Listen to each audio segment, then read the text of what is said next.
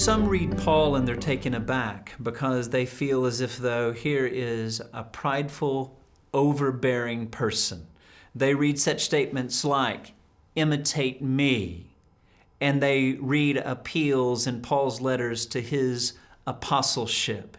And they think that this guy is on some kind of power trip, pushing his weight around, flexing his apostolic muscles, thinking then that Paul is someone that was difficult to get along with, someone that could forge no friendships because he's always throwing his weight around, playing the heavy.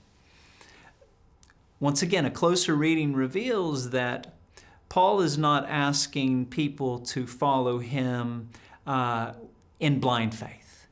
He says, imitate me as I imitate Christ.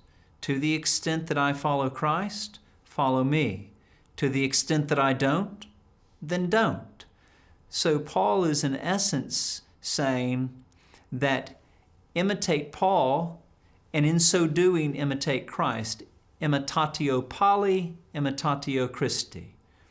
And regarding his apostolic claims, fascinatingly, Paul does not at every twist and turn say, I'm an apostle, do what I say, I'm an apostle.